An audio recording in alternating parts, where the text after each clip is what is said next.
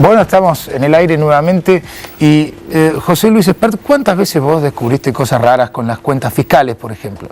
Ay, son tantas que yo no me acuerdo, pero yo te diría, las más osadas han sido, por ejemplo, considerar que cierto producido de privatizaciones son impuestos con la excusa de que la empresa pública que se privatizaba tenía mucha deuda, por ejemplo, con la Seguridad Social, y una parte del producido de ese cash se lo dedicaba a cancelar esa deuda con Seguridad Social, y eso te parecía como más impuestos, por ejemplo.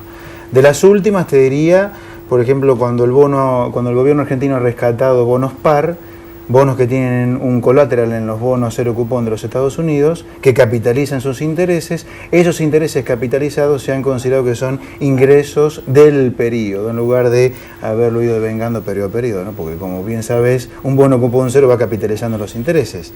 Así que yo diría, estas son de las más osadas, pero son tantas. Ha habido épocas en las cuales crédito que empresas públicas recibieron de parte del Banco Nación han sido consideradas como otros recursos de capital, entonces inflar los recursos corrientes.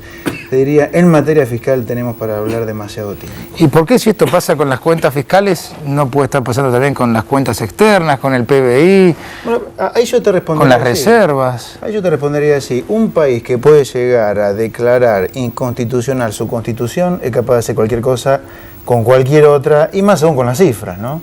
En particular, yo te diría, con la cifra de comercio exterior, ya hay un atisbo de que esto podía pasar cuando el año pasado, cuando el INDEC publicó el cierre de los 12 meses del 97 de exportaciones e importaciones, incorporó a las exportaciones y a las importaciones un nuevo rubro que antes no estaba incorporado. ¿Qué era? Que eran la exportación e importación de bienes dedicados al aprovisionamiento de buques y aeronaves. Qué casualidad que justo en el momento en el que se estaba empezando a discutir el problema externo de Argentina, la incorporación de este rubro significó una mejora del déficit comercial de 150 millones. O sea, bajaste ya el déficit comercial en 150 millones. Esto no el real, sino el numerito, el que se publica. Esto se hizo con una llamadita de pie de página en un comunicado de lo más extraño. Yo considero que puede ser lógico incorporar nuevos rubros, pero por lo menos una gran nota metodológica tirando hacia atrás 20 años la serie para que no quede sospechado que es una manipulación del último año. Claro. Y ahora, bueno, aparece esto que vos mostraste antes en cámara, donde, bueno, a la luz de los dibujos en lo fiscal, los dibujos en la tasa de desempleo, los dibujos ya pasados en la cuestión externa, yo creo que le agregan más dudas a esto. Mi pregunta hacia adelante con el tema externo es el siguiente. La Dirección Nacional de Cuentas Internacionales del Ministerio de Economía, desde mi punto de vista, está haciendo un trabajo espectacular de incorporar permanentemente nueva información. Probablemente a fin de año esta dirección incorpore las cifras de deuda externa, por lo menos unos 15.000 millones de más deuda externa, que hoy no se está computando, que es la deuda directa que se llama, que es la deuda por el financiamiento de tipo comercial. La deuda externa actual no incorpora este financiamiento a las cifras de deuda. ¿La deuda externa pública o pública y privada? No, a las cifras actuales de deuda externa pública más privada, no tiene incorporada como deuda externa privada el financiamiento comercial que recibe una empresa para poder colocar su producto afuera. En cuanto se coloquen dentro de la balanza de pago otras fuentes de fondos externos, como por ejemplo la inversión extranjera en acciones, que no está incorporada a los flujos de balanza de pago, yo te diría, te van a quedar muchas fuentes de fondos y pocos usos de fondos. El déficit en cuenta corriente es un uso más que puedes hacer a estas fuentes. Mi pregunta va a ser, señores del Ministerio de Economía o de donde sea, del gobierno, ¿qué vamos a hacer? ¿Vamos a inflar hacia arriba ahora el déficit en cuenta corriente o vamos a admitir que hubo una fuga de capitales importante aún dentro de la convertibilidad? ¿Qué te suena que va a ocurrir en ese momento? Yo supongo que dependerá de la situación de tipo política, económica que estemos viviendo, ¿no? Eso habla que lo metodológico se hace según las cuestiones políticas. Siempre detrás de un objetivo de tipo político como los que ha habido estructuralmente en lo fiscal, circunstancialmente en los precios, circunstancialmente en la tasa de desempleo y ahora circunstancialmente en lo externo, siempre hay un argumento de tipo técnico que en principio es irrefutable, ¿no? Pero yo diría que los condicionamientos políticos en cada punto del tiempo han sido determinantes para esta manipulación con sofisticación técnica detrás. Estamos de acuerdo que por más que lo político sea determinante en todo esto, en lo externo, las variables internacionales juegan un rol importantísimo, ¿no? Porque claro, por más que políticamente quieran mantener el plan económico o no, si se cae el yen, si se cae, no sé, el marco, si Wall Street tiembla, es mucho más difícil que nos presten. ¿Cómo está la situación en Asia en estos momentos? Les pregunto tanto a José como a Alfonso. Yo creo que después de la intervención en Japón hay un amesetamiento de la crisis. Hay quizá algunos indicios de un punto de inflexión. Yo estoy más bien pensando en esa posibilidad, ciertamente. El mercado es un poco más escéptico, pero creo que hay señales de un cambio, de un ataque al problema en Japón. El problema en Japón es de una naturaleza, dentro del problema de Asia, creo que de una naturaleza más gravitante, más complicada, que transmite a su vez mucha inestabilidad cambiaria a toda la región y al resto de mercados emergentes, y que además refleja, digamos, un problema de deterioro que ya lleva muchos años y que ahora se traduce en una caída, la posibilidad de una caída rápida del yen, que era algo que tampoco uno había visto en los últimos años. Ahora, lo que pasó con el yen es algo insólito, porque el yen le armó en cierto sentido la corrida Rubin. Después de haberle armado la corrida Rubin, salen los bancos centrales a querer frenar la corrida. Frenan la corrida, pero después sale Rubin nuevamente el fin de semana diciendo, bueno, pero si vuelve a los mínimos, yo no sé si voy a intervenir. ¿Qué es esto?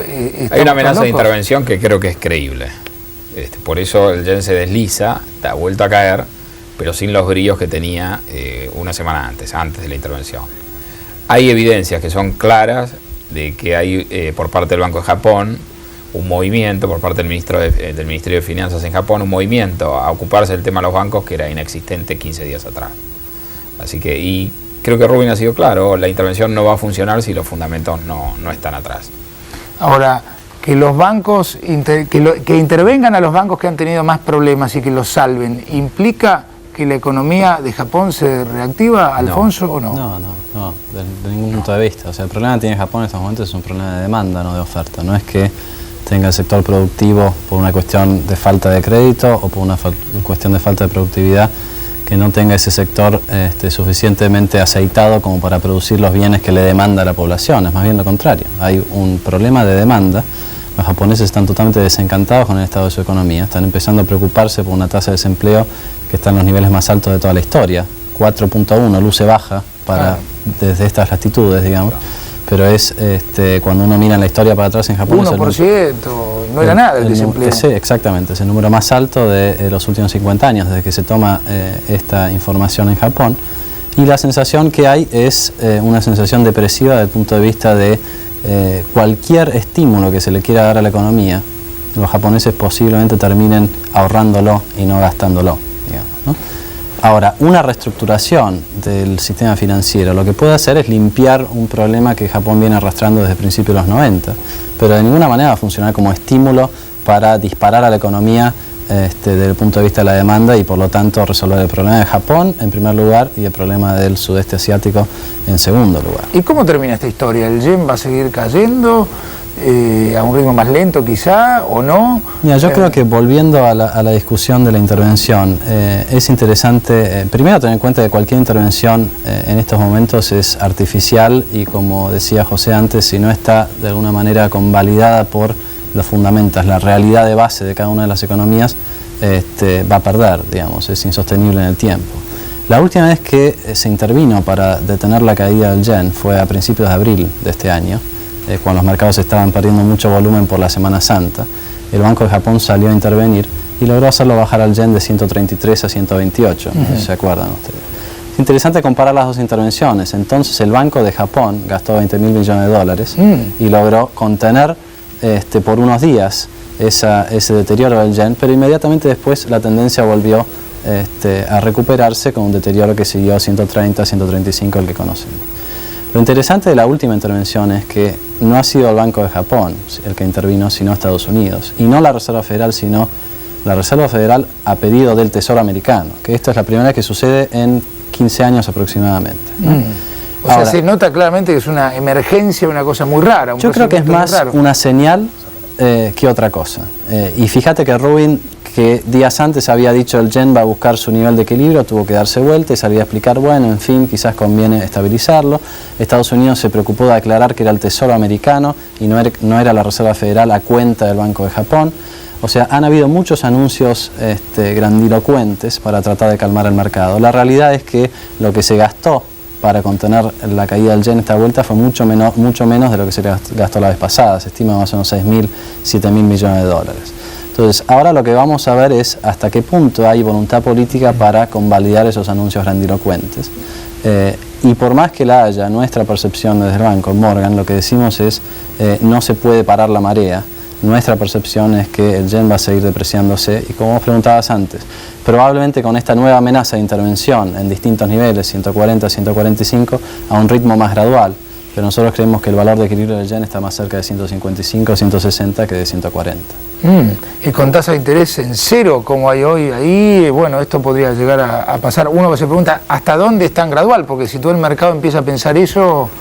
Pero ¿hace cuánto tiempo que tenemos tasas de 0,5% y la caída igual ha sido gradual? Pero no será que los japoneses... Un arbitraje muy veloz. O sea, lo que uno está viendo acá, que la teoría de paridad de intereses, digamos, no se está cumpliendo.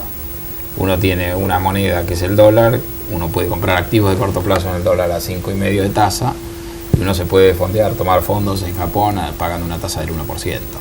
Eso cerraría en un esquema teórico con una expectativa de fuerte apreciación, de caída del dólar contra el yen. La expectativa es totalmente la otra. Pero y sin embargo esto está persistiendo durante un periodo muy largo. Claro. Lo que quizá ha cambiado en abril y ha pasado un poco desapercibido es que se ha liberalizado el mercado de Forex, el mercado de cambios en Japón. Y es mucho más fácil ahora para un japonés adquirir moneda extranjera. Creo que eso es un elemento que es nuevo, que altera en cierta medida la sensibilidad. Sin embargo, creo que la caída ha estado disparada, lo que decía Pratt Guy, por cierta guiño, cierta luz verde que dio el Tesoro a poder hacer una corrida sabiendo que el G7 se iba a mantener a par. Hasta 150. Ahora, la duda mía es esta.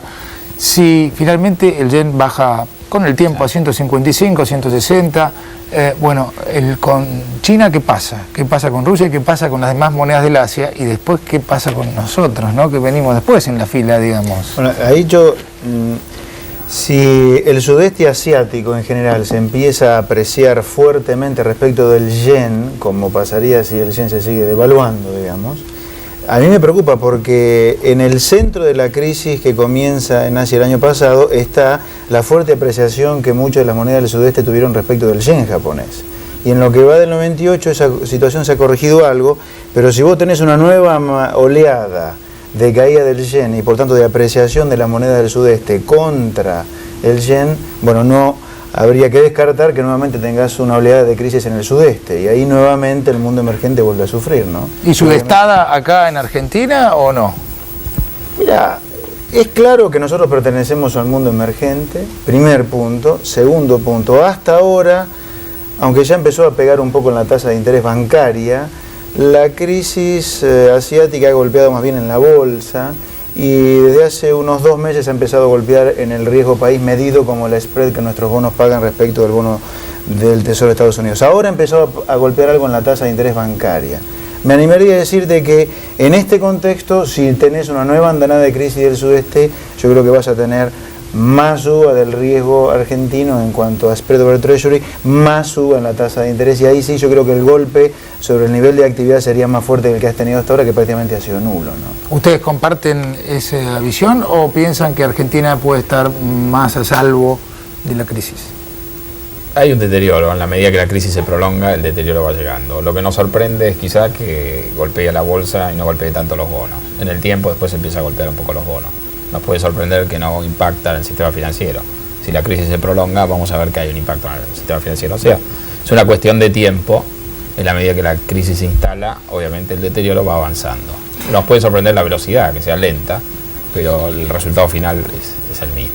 ¿Y las opiniones de Lester Turov qué le parecieron? Lester Turov, para el público, es un economista o un profesional en economía del MIT, enemigo acérrimo de Krugman, pero en esto están los dos muy de acuerdo, en el sentido de que el Asia va a seguir siendo un gran problema en los próximos años y que, bueno, que Argentina no debiera mantener la paridad fija de cambio. ¿Cómo puede ser? Los dos ultra enemigos están de acuerdo y acá todo el mundo piensa lo contrario. Después de la pausa me lo contestan. Después de la pausa seguimos conversando con Alfonso Pratt Guy, José Sciaba Serraté y José Luis Espert.